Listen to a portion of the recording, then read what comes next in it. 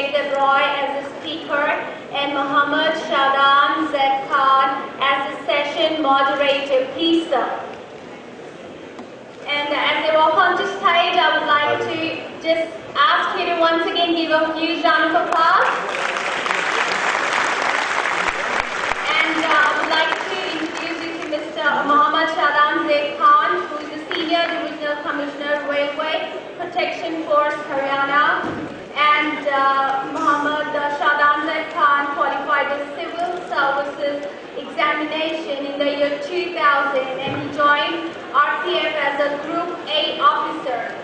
And few of the assignments handled include as a Senior Commandant RPSF 9 Battalion, Jagadri, Yamunanagar, Haryana, for the Kingdom of Saudi Arabia under Ministry of External Affairs. Senior Commandant 9th Battalion RPSF for the year November 2011 to 2013. And Senior Commandant RPSF 2nd Battalion Gorakhpur as an additional charge. And on 5th September, the years were 5th September 2012 to 5th December 2012. Also as a Hajj coordinator in Ministry of External Affairs on deputation at Kingdom of Saudi Arabia. He is also recipient of many awards, to name a few. In the year 2012, appreciation letter received from the Council General of India at Jeddah and Kingdom of Saudi Arabia for management of Indian pilgrims during the Hajj 2012.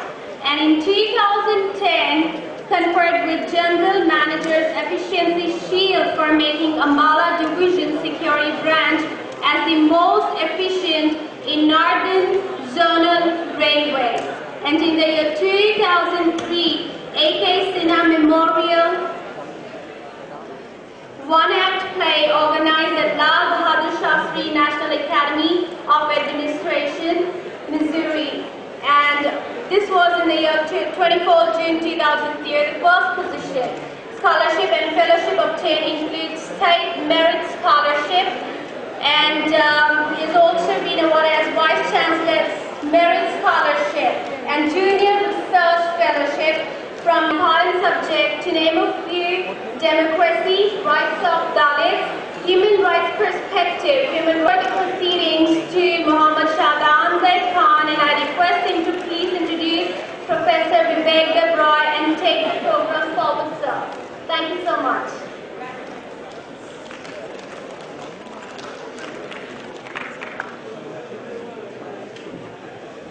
Thank you. Good morning, everybody. From the chill of this morning, I think the garam khana of Dabba Walas have transformed the milieu into a very comfortable one. And this is the right moment that we have a session with Professor Bibek Debory. Professor Bibek Debory is one of the most prominent Indian economists of our time, who with his myriad interest has not only influenced the shaping up of economic policies of the country, but has also influenced the economic, political and legal discourse of the country. Professor Debory studied at Ramakrishna Mission School, Presidency College, Kolkata, Delhi School of Economics, Trinity College, Cambridge. He has also taught at Presidency College, Gokhale Institute of Politics and Economics, IIFT, etc. He has been consultant and advisor to the Government of India on various critical issues, including economic reforms, foreign trade, legal reforms. Professor Debory worked at premier research institutes of the country, like National Council for Applied Economic Research, has been director of Rajiv Gandhi Institute for Contemporary Studies, has closely been associated with industry as Secretary General of PhD Chambers of Commerce and Industry, Director of Intex India Limited, its Cash Card Limited, He is member of advisory senior research fellow at Institute for South Asian Studies in National University of Singapore. He has been contributing editor to the Indian Express Group. He has been consulting editor for Telegraph, Business World, Business Standard. Professor Debory is a regular columnist with many newspapers, including Economic Times.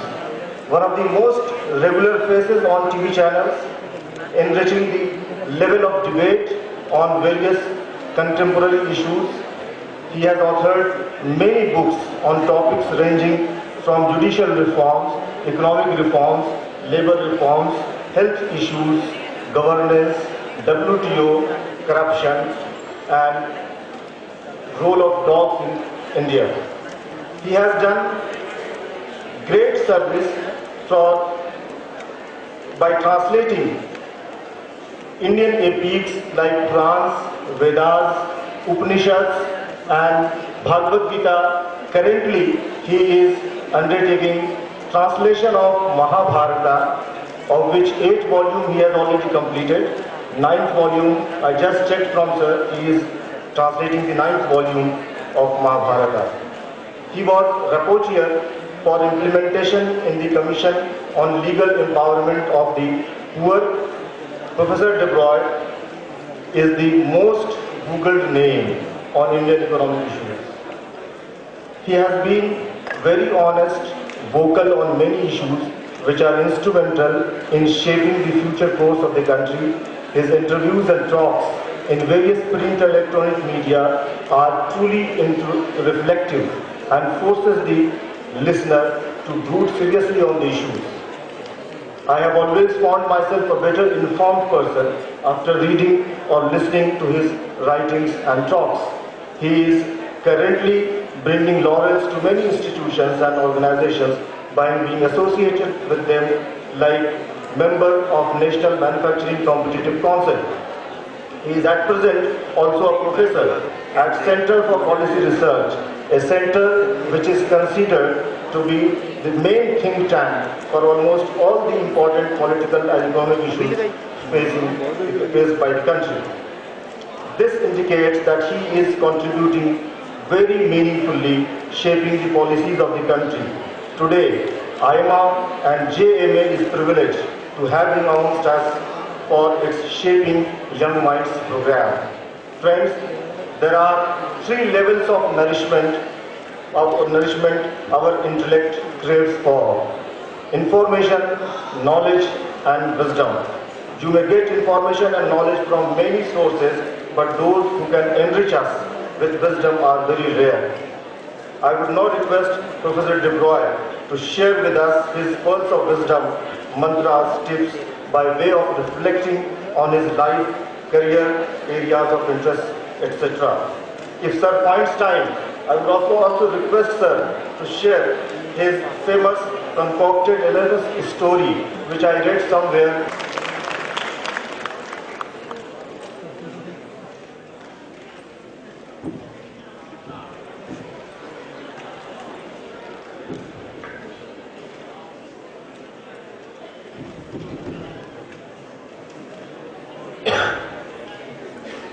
Good morning, and let me begin by thanking All India Management Association and Ludhiana Management Association for having invited me to come and talk to you today. And let me also thank the moderator for that very, very kind introduction.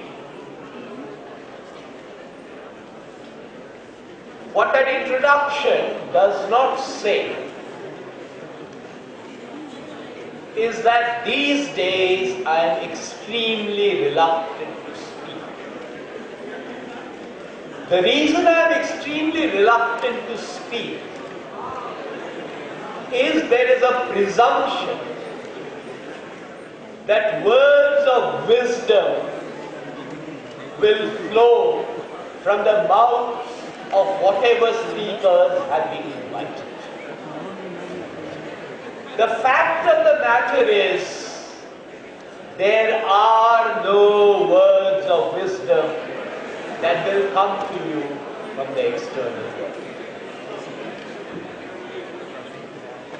In our tradition, two words were sometimes used. One of these was jnana and the other one was vijnana. These days we translate jnana as knowledge and we translate vijnana as science. That's not the way these words were used originally. The word jnana meant what you picked up from teachers. It meant what you picked up from textbooks. It meant what you picked up from the external world. The word vijnana meant what you picked up from inside. And one of the messages I want to leave with you in this somewhat unstructured presentation that I will make before you is that knowledge fundamentally comes to you from inside. The knowledge that ostensibly comes to you from outside, whether it be from textbooks, whether it be from teachers, whether it be from preceptors, religious or otherwise, all of that is inadequate. The next point I want to make is if I take a vote around this room, and many of you are young, if I did that vote, if I did that referendum almost, the answers would be very, very predictable. The answers would be, I want money. The answers would be, I want fame. The answers would be, I want recognition. The answers would be, I want happiness. There again, the message I want to leave with you is while these things are important, they do not fundamentally affect your state of well-being, however we choose to define it. Money is necessary, fame is necessary, wealth is necessary, but none of these in the last resort will bring you happiness, however you choose to. None of these will fundamentally bring you the peace and the tranquility which is really the goal of life. I fully realize that a statement like that might be difficult to digest when you are at the age of 24 or 25 or whatever the age you are at. But when you proceed in age, when you have spent several years of your life, you will realize that all of these, in a sense, are external.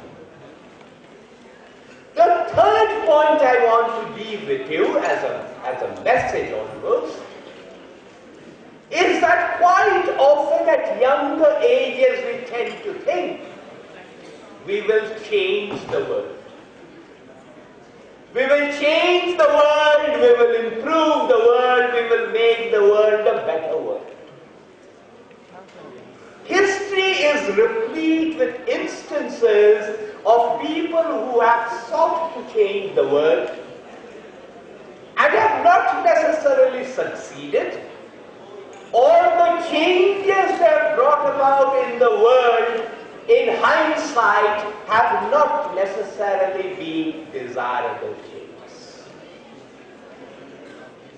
The next message I want to leave with you, therefore, is, and this is again somewhat difficult to accept at an age of 24 or 25, is that you are irrelevant. There is nothing that you can do to influence the external world. Almost everything that you study in management textbooks is about managing the external world. But in the last resort, the external world is completely impervious to any changes you seek to bring about. The only thing that you can change is your own self. The external world has existed before you were born. The external world will continue to exist after you are dead. So do not even bother to change the external world except insofar as you are trying to change your own self. This leads to another proposition. And pulses. And why are we unhappy? We are unhappy because we are unable to change them. Just as you are unable to change the external world, you will always be unable to change these external people with whom you have relationships. And most misery and unhappiness stems from an attempt to try and change people.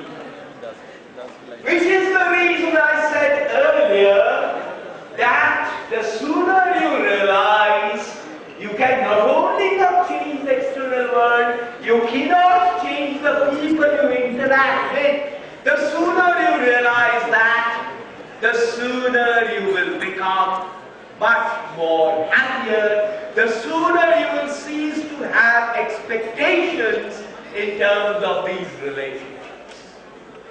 And let me provoke you further and say that most family relationships, whether we accept them or not, are on the basis of a quid pro quo. I fully realize that we are very reluctant to accept that relationships, family relationships, particularly relationships that are tied to blood relationships, are on the basis of a quid. But indeed, they are on the basis of a quid pro quo. They are like contractual relationships. At the end of your life, you in some sense will have to take a balance sheet of what you have achieved and what you have not achieved. And when you take that balance sheet at the end of your life of what you have achieved and what you have not achieved, the question again to us is that money important? Was that money important? And again, don't get me wrong, I'm not saying for a moment that money is unequal. Even think that they are a means to an end. But to the extent you accept them as a means to an end, do recognize that they are the means, they are not the end. At the end of that Dhammavala presentation, there was a question. And there was a very interesting and important response to that question. And that question was, what drives you? You again is not what is there in the external world. What drives you is what is inside you. The reason I am flagging this point is I personally think language has led to the history of human civilization. One of the implications of the development of language is that we are busy talking. We are perpetually busy talking. Think of any Indian language. In no Indian language that I know of is the word I capitalized. The word I is capitalized in Western languages and certainly in English. I am not important. If I am important, who is that I? What am I? The answer to this can only come about by A, talking less, B, listening to people more, and C, spending time with your own self. Even if you begin to spend half an hour with your own self every day, you will begin to realize what it is that you are, what it is that you want to be, what it is that you want to leave behind you, if at all you want to leave something behind, instead of waiting till the age of 60. And this is the reason I earlier made that point about Vijnana, the inner contemplation, the spending time with yourself. In our daily rush to face the external competition, in our daily rush to acquire the riches and the fame and the recognition, rare is the person who spends that time within your own self, within that inner contemplation. The next point that I want to make is something that will sound to you to be even more bizarre, which is the following. And this links a bit to what I said earlier about the external world being impervious to your attempts. No matter how much of time you spend planning out your career, no matter how much of time you spend in deciding that I want to do this, I want to be a CEO at the age of 35, I want to make $1 million at the age of 45, none of those plans generally tend to succeed. There is a way that destiny takes over. There is a way that fortune tends to take over. There is a way that this destiny completely overrides all of our plans. Again, don't get me wrong. I'm not suggesting for a minute that human endeavor and human enterprise does not have a role. All that I'm saying is, do not spend a great deal of effort in trying to plan things out and be miserable when those plans fail to materialize. The best of human plans fail to work because in some sense destiny takes over. One of the things I should also like to say, and this is particularly important for people who are young, is an attempt to seek certainty and security. I don't mean this only in the sense of careers. I'm not merely in income and wealth terms will never be commensurate. Unfortunately, in our entire educational system, from the day we enter kindergarten, it is ingrained into our educational system, it is ingrained into our psyche that you will not take risks. You cannot encourage people to take risks until we encourage people to also fail. 90% of enterprises, however defined, fail. So if we do not encourage people to fail, we will be never able to encourage people to take risks. And therefore, linking this up with what I said earlier, if you are looking for that secure career, if you are looking for that certitude, you will end up saying eventually, I am stuck with a job that I don't like. Instead, what you should be asking, and you should be asking this at the age of 25 rather than at the age of 60, is what do I want? What do I want in this precious life that has been given to me? You should be asking this question at the age of 25 so that you don't like the job that you do, but instead you do the job that you like. All that I am asking you to do is to spend that time with yourself, do that inner reflection, so that you know what is it that you want, and in that balance sheet, you therefore know what it is that you are doing.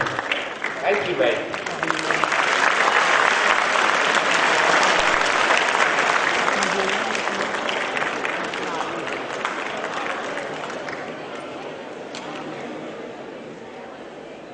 Thank you very much, sir, for sharing your very sharp ideas and very innovative, in a very innovative manner for which you are known.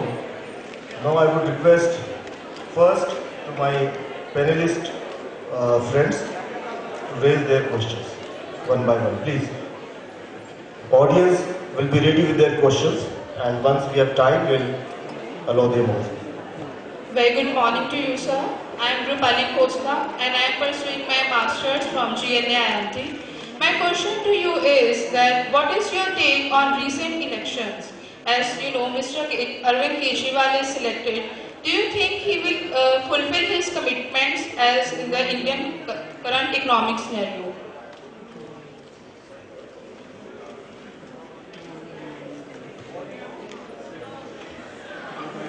What do you think his commitment is? So like with the starting, he said that he is the AIMA Admi party. So he always liked that all the commitments or all the work in the beneficial of the public. And in the only 2 days, he made the electricity bills deducted and free water supply to the Delhi public. So last like that he is supporting in Congress as well. So it means that the Congress can take his support back from that, as lot of politics and allegations can come to his also. I wanted you to expand on that question because talking to young people, I find that there is a lot of lack of clarity about what Mr. Kejriwal and the Aam Aadmi Party stand for and what the expectations are. So let me react to your question in several different layers. The first layer is, in every country there is a certain governance structure. There are certain systems. We may be unhappy with those systems. We may try to improve those systems. But there is a structure for government and there is a structure for governance. Government and governance do not function, and anything that I say, do not interpret it as a criticism of the Aam Aadmi Party. I am raising more generic issues. Government and and governance do not function on the basis of mass influence. What I mean by that is once I have elected a government, as a citizen I would expect that government to deliver. And I would expect that government to deliver in terms of providing the public goods and services which any government is supposed to deliver. I do not want to be asked, and I am voicing my own personal opinion, I do not want to be asked whether the Chief Minister should stay in this house or in that house. I am not bothered about what kind of a car the Chief Minister rides.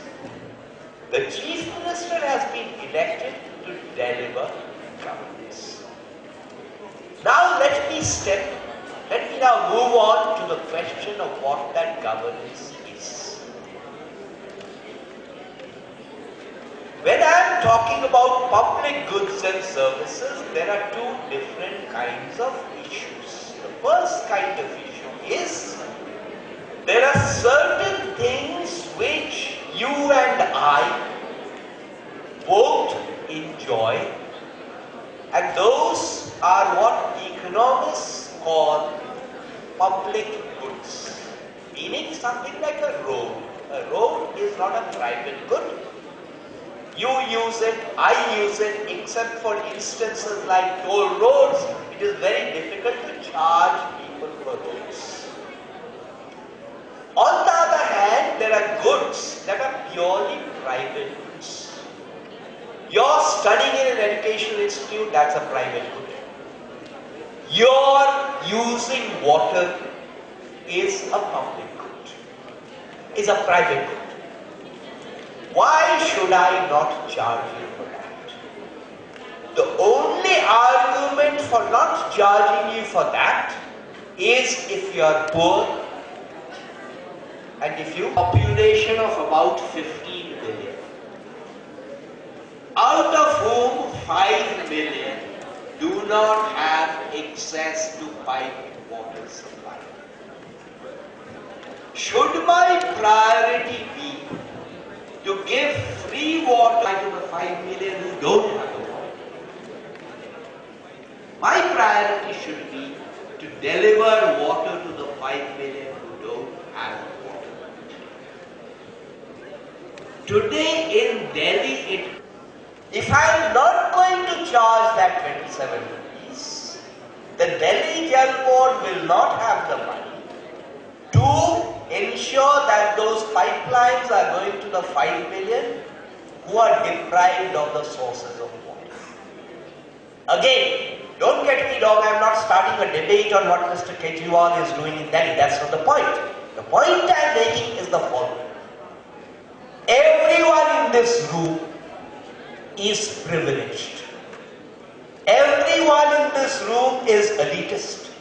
Everyone in this room has been the beneficiary of some subsidy or the other at some point.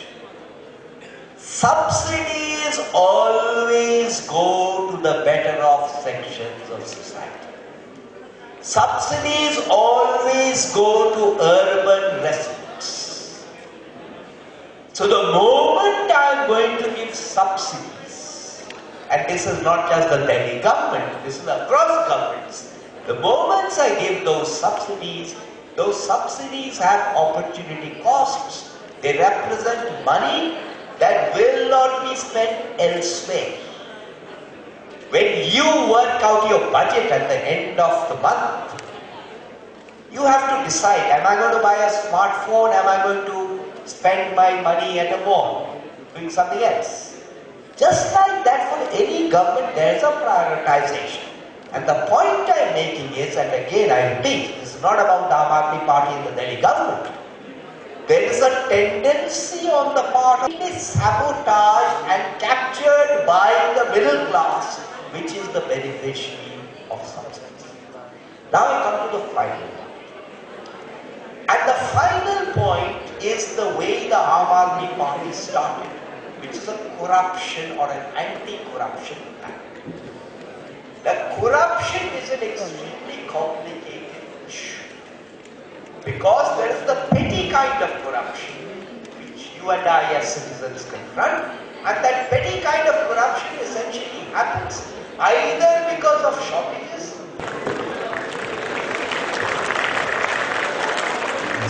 Any question from audience? Yes, please. Please come forward.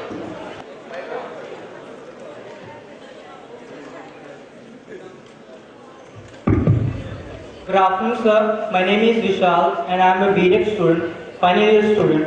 So my question is that, like you were telling about that, when a person realizes, the sooner the person realizes that he can't change anything, the sooner the person will become happiest man in the world. So sir, I am not able to understand the depth of this line. Can you justify this line with an example? But I will not justify anything. The reason I said I will not justify anything is, do not miss the purport of what I was trying to tell you. And the purport of what I was trying to tell you is, do not believe anything that I say. Do not believe anything that Mr. Khan says. Do not believe anything that anyone says. Experience it for yourself. Once you begin to experience it for yourself, you will find your own answers. I don't have answers. Mr. Khan doesn't have answers. The rest of the world doesn't have answers. You have to find your own answers. But let me give, since you asked the question, let me give a specific example. Take marital relationships, or even a parent-child relationship. Almost every example of unhappiness you will detect will be, the husband says, the wife is doing this, that, and the other, I don't like this, and fundamentally what the husband is saying, that the husband wants to change the wife. And the wife is saying that she wants to change the husband. No one can change any other person. I can't change you until the impetus for that change comes from within you. You cannot change me until that impetus from change comes from within me. In exactly that same fashion, extrapolating, you will be unable to change everything except yourself. If you want me to be dramatic, Adolf Hitler also wanted to change the world. He thought for the better. Did it make the world a better place? I don't think so. And at the end of it all, did it matter to the world? It didn't. The world just moves on. In that sense, do not blow up the sense of your own importance, because fundamentally when you think that I'm going to change the world, it is a question of your ego and how important you are. And all I'm saying to you is you are unimportant, and you will realize this within yourself.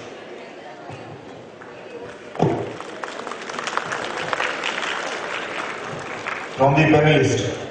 And my question is that you are the inspiration for the youth. Who was your inspiration and why? Sorry, I didn't understand. So who your inspiration and why? I don't know whether I have an answer to that question. I don't have an answer to that question.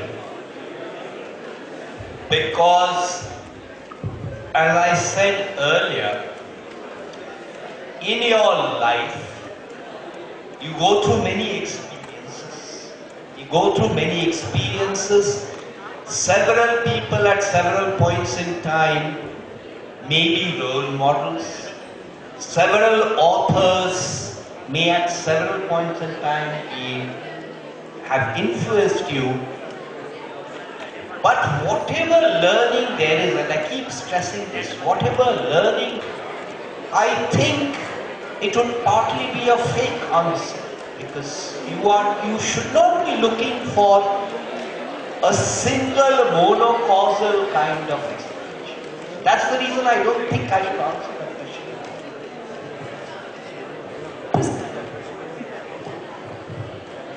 Yes. This time we have a question. Good afternoon, sir. I'm Kamaldeep Kaur from JMA IMT. I'm doing MBA. My question to you is, sir, that there is a new talk in political corridors that they are talking about implementation of banking transaction tax. So, do you think this is a good idea for Indian economy by moving the direct tax?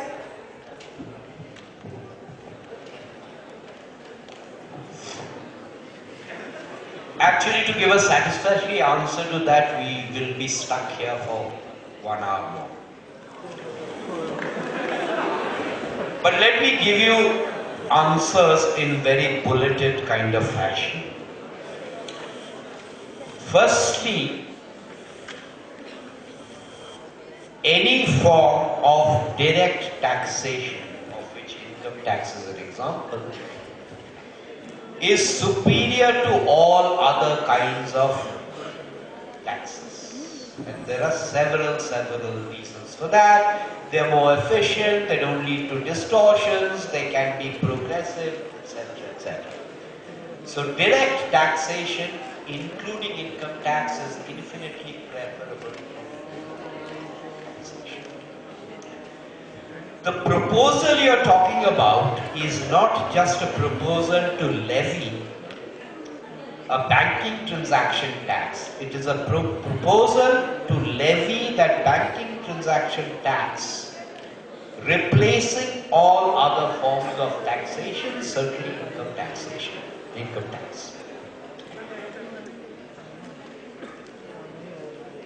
There are other countries in the world which have also experimented, and also the banking transaction tax will also lead to other kinds of problems. It will also... Yes, please. Good afternoon, sir. I'm Sonal. I'm from JMA IMT. I'm pursuing MBA. Nice to talk to you, sir. My question is, as we all know, you are translating the Indian mythology, the Mahabharata. What is the idea behind that? Why only Mahabharata?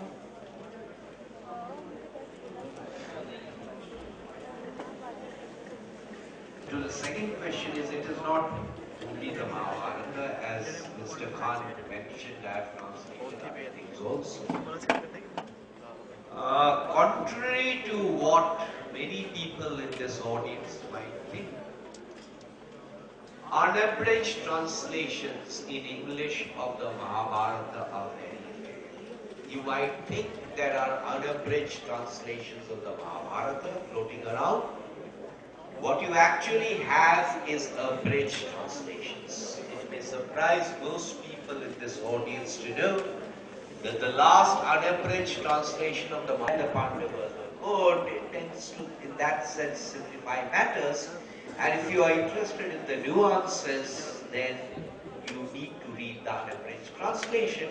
And also to remember, in the vernacular languages, unabridged translations do exist. But increasingly we have a generation which is much more comfortable with English than with vernacular languages, and certainly we have a generation.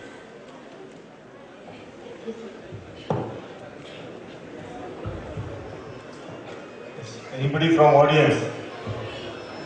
Yes, please come on.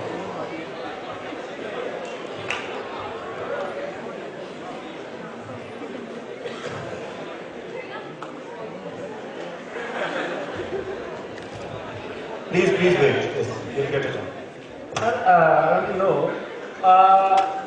how do you explain success and luck? What is the relation between success and luck? And please, your commentary. What is the relationship between success and luck?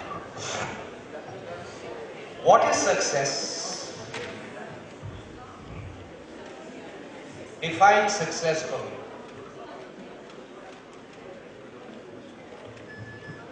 Who asked that question?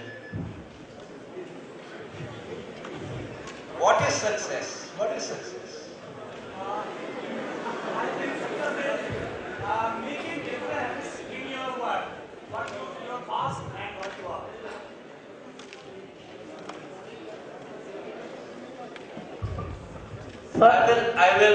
I will redefine my definition of success.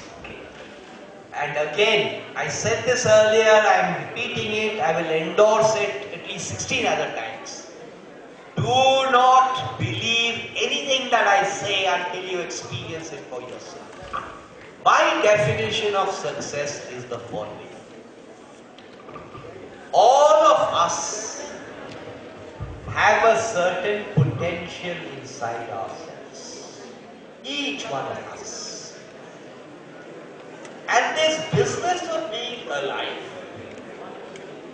is really an attempt to realize that potential. This is the potential inside me. Have I been able to actualize that potential and convert that potential energy into credit? That, to my way of thinking, is the definition of success. The definition of success is not what my bank balance is. The definition of success is not how much I earn compared to what Mr. Khan earns. The definition of success is not what expectations my wife or my parents or my children have. The definition of success is, am I realizing the potential that is inside me? So the first step, you need, I'm not going to use the word luck, I will use the word destiny. There is a certain destiny and there is a role for human endeavor also. It is, I'm not being fatalist in the sense of saying it's all destiny, nor am I being unrealistic and youthfully exuberant and saying that human enterprise accomplishes everything. So it's a combination of both of them. But as a prerequisite, I think we need to figure out, as I said earlier, what is the definition of success that I'm using.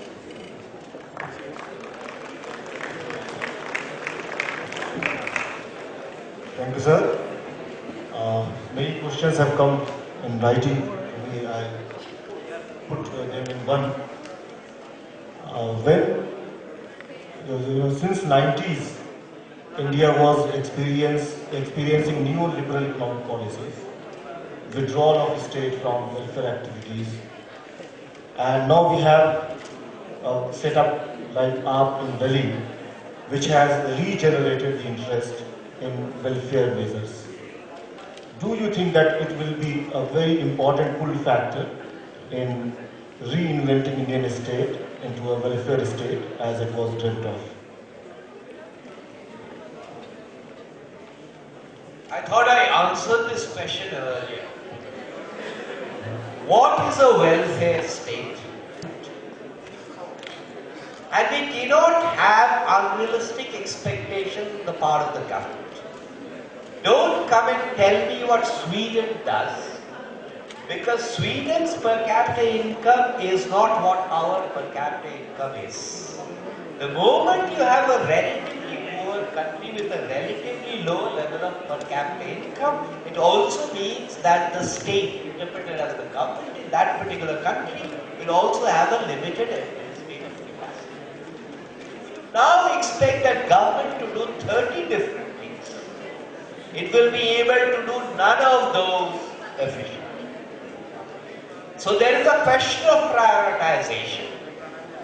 And according to me, the most important items for the government to ensure are, and I'm not getting into federal issues of the 7th schedule of the constitution and things like that, the most important issues for the government to ensure are law and order, roads, water and electricity.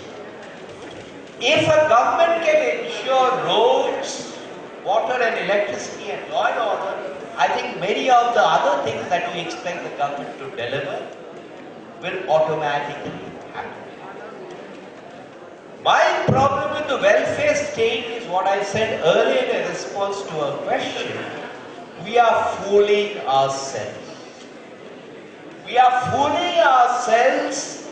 There are about 150,000 villages in India which have population sizes that are less than 500.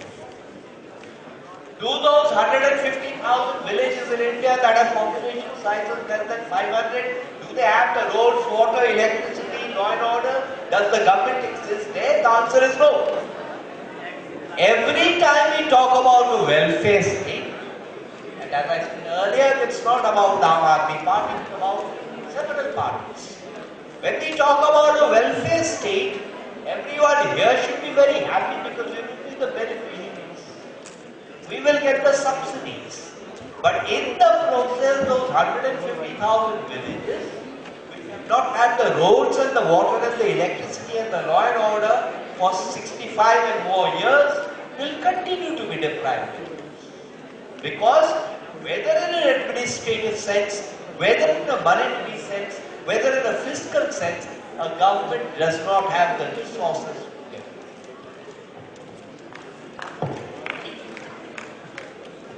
Thank you, thank you panelists for your questions. Before we end up this session, I have some takeaways for you and all of us from the talk of Professor Bibek Debory. He has been very categorical, very clear in his ideas. It may sound skeptical, esoteric to you, but there they are. We all are vying for Gyan. We have a tip that try and have your own idea and style of achieving and acquiring wisdom, Vijnana. Happiness is a thing which cannot be defined. You have to experience it yourself. And for that, try to differentiate between means and end. Because end is what you need, what you vie for, that is happiness. Language, a very serious thought-provoking idea that language is disastrous because it has deprived us of time which we should spend with ourselves. And lastly, take risks. It will help you transcending all the barriers which are there for achieving success in life. Thank you so much. Good day.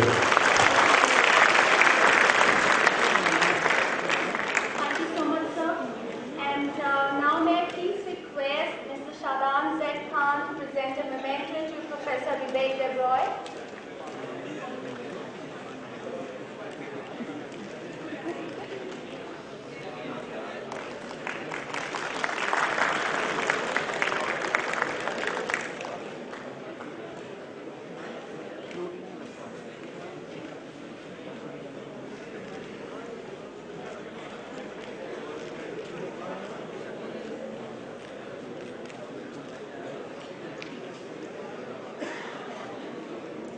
And now may I please request Mr. Sanjay Grover, Director of AIMA, to present a memento to Mr. Shadam Zaid Khan for moderating this session, please.